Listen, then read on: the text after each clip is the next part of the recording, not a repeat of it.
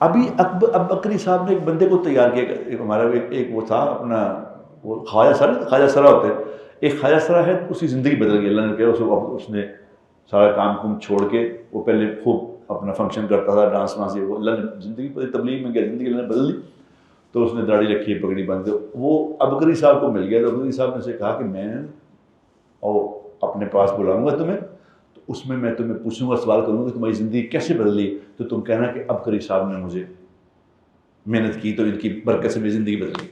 انہوں نے کہا ٹھیک۔ اب انہوں نے کیمرے شامل، کیونکہ ساری مارکیٹنگ کیمرے لگا لیے، اب کیمرے لگا کے اس نے کہا، وہ کالی سی پگڑی باندھ کے ایک عجیب سا جادوگر والا چہرہ بنا کے اس نے کہا، ہاں بھائی کھڑے ہو جاؤ، بتاؤ تمہیں زندگی کیسے بدلی۔ وہ کھڑا ہو گیا، انہوں نے کہا جی میں تبلیغ میں گیا تھا، میری زندگی تو وہاں سے بدلی ہے۔ انہوں نے کہا بیٹھ جاؤ نیچے۔ یہ میں آن ایئر آپ کو کہہ رہا ہوں۔ انہوں نے کہا بیٹھ جاؤ نیچے۔ اور مجھے اس نے کہا پاجی میرا نام نہیں لینا، وہ مروا بھی دیندا ہے۔ فراڈ، دین کے نام پہ فراڈ۔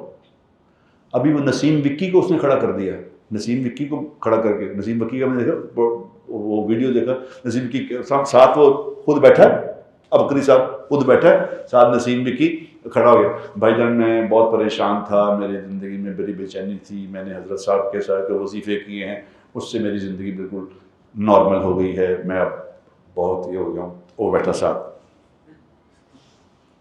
اب میں نے نسیم وکی کو فون کیا، میں کہا وکی یہ تمہارا میں نے دیکھا پروٹوکول، ذرا میرے پاس آؤ۔ اس نے کہا بھائی میں تہاڈا میں دیکھیا تسی کہہ رہے کہ تسی صحیح کہہ رہے سو کہ جی شکل جادوگر والی ہو جائے نا، کہتے بالکل جادوگر لگ رہے ہیں۔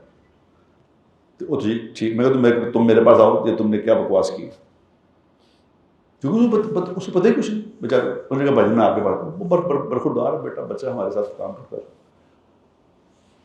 دین کے نام پہ پیسے کما رہے ہیں، پیسے ہو، ایک پلاٹ لے لیا، ایوی لے لیا، اتنے لنگر لگے نے، اتنے یہ ہو رہا وہ ہو رہا، اتنی دنیا۔ بھئی آپ کے اس پہ لنگر خانے میں 1000 بندہ روز کھانا کھا رہا ہے، آپ کیا بوئنگ بناتے ہو یا 380 کی فیکٹری آپ کی؟ کیا کام ہے آپ کا؟ آپ اتنے لوگوں کو کھانا کیسے کھلاتے ہو بتاؤ؟ آپ جو ڈالے آپ کے آگے پیچھے ہیں، کام اپنا کاروبار تو بتاؤ، کیا کاروبار کرتے ہو؟ فراڈ۔ اور ہم وہاں لڑنے لگی لوگوں کی، اچھے بھلے پڑھے لکھے لوگ، ڈیفنس والے، ماسٹرز کیے ہوئے، وہ بیٹھے ہیں حضرت صاحب کے دیدار کے لیے بیٹھے، حضرت صاحب دیدار کرائیں گے۔ یہ کیا ہے میرے دوستو؟ یہ جب آپ خود محنت نہیں کریں گے تو ایسے لوگ آپ کو بیوقوف بنائیں گے۔